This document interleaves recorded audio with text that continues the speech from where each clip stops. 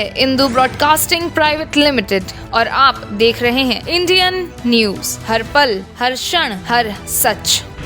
नई दिल्ली से बजट को लेकर आइए रुख करते हैं उस पर। वित्त मंत्री निर्मला सीतारमण ने गुरुवार को मौजूदा मोदी सरकार का आखिरी बजट पेश किया। उन्होंने 58 मिनट का भाषण दिया। यह अंतरिम बजट है क्योंकि अप्रैल मई महीने में आम चुनाव होने हैं और नई सरकार बनने के बाद पूर्ण बजट जुलाई में ही पेश होने की उम्मीद है। आपको बता दें कि वित्त मंत्री सीतारमण के कार्यकाल का यह छठा बजट है। वित्त मंत्री ने बजट भाषण में कहा है कि हमने अंतरिम बजट की परंपरा को जारी रखा है, इसीलिए सरकार ने किसी तरह की घोषणाएं करने से परहेज किया। अंतरिम बजट गरीब, महिलाएं, युवा और अन्नदाताओं पर फोकस रहा। इस बार बजट में सरकार ने आम आदमी को इनकम टैक्स में कोई राहत नहीं दी है। टैक्स स्लैब में कोई बदलाव नहीं किया गया है। दूसरी बात, इस बार बजट में कुछ भी सस्ता या महंगा नहीं हुआ है। गरीबों की बात जाए तो सरकार ने 25 करोड़ लोगों को गरीबी से बाहर निकाला। गरीब कल्याण योजना में 34 लाख करोड़ रुपए के खातों में भेजे हैं।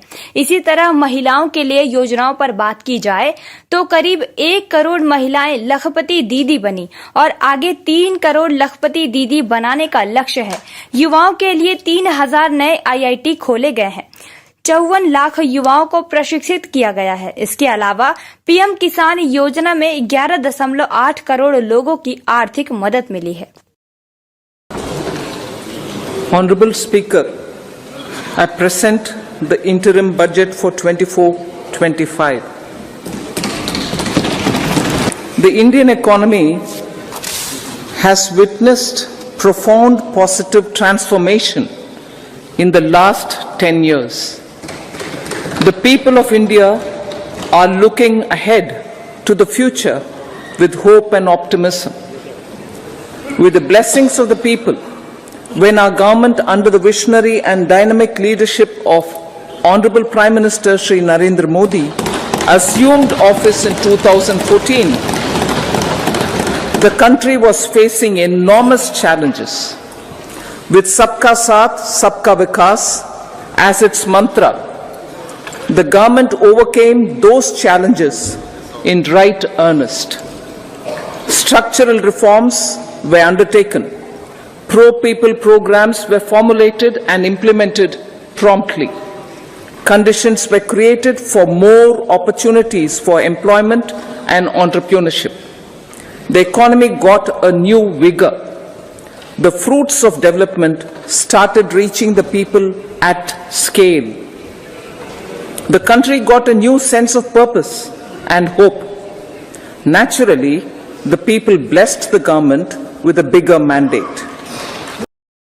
वित्त मंत्री ने आगे कहा कि हमने अंतरिम बजट की परंपरा को जारी रखा है। दरअसल अंतरिम बजट में किसी तरह की लोक लुभान घोषणाएं नहीं की जाती है।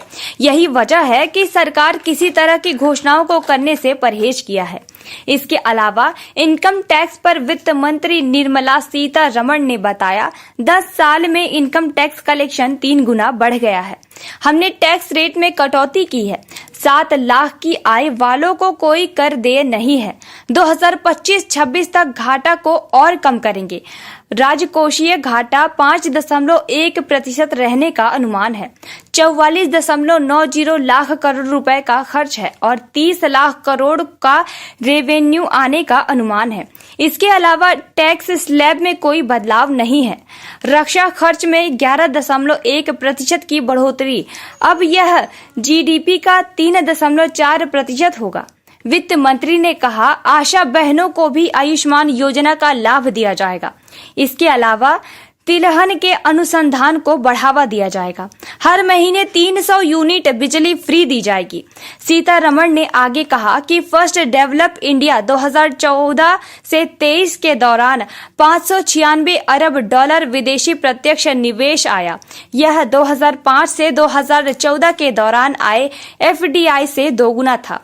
हम विदेशी पार्टनर से बायलैटरल इन्वेस्टमेंट ट्रीटी कर रहे हैं। इस बार बजट में रेल यात्रियों के लिए 40,000 सामान्य रेल कोचेज वंदे भारत जैसे होंगे। ब्लू इकोनॉमी 2.0 के तहत नई योजना शुरू होगी। इलेक्ट्रिक गाड़ियों को बढ़ावा देंगे। 50 साल के लिए 1 लाख करोड़ के ब्याज मुक्त लोन देंगे। लक्षद्वीप के इंफ्रास्ट्रक्चर को बढ़ावा देंगे। Areas to women as sole or joint owners have enhanced their dignity. Exemplary track record of governance, development and performance. Besides delivering on high growth in terms of gross domestic product, the government is equally focused on a more comprehensive GDP, that is, governance, development and performance.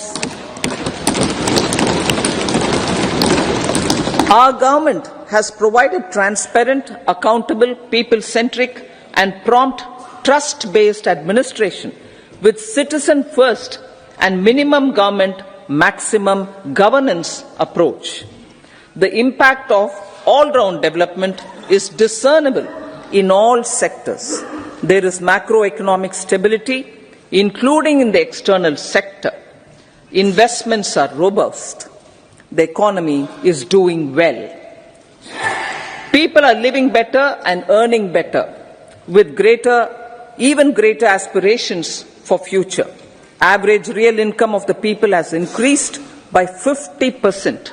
Inflation is moderate. People are getting empowered, equipped and enabled to pursue their aspirations. There is effective and new videos की update पाने के लिए subscribe करें Indian news को और bell icon को दबाएं।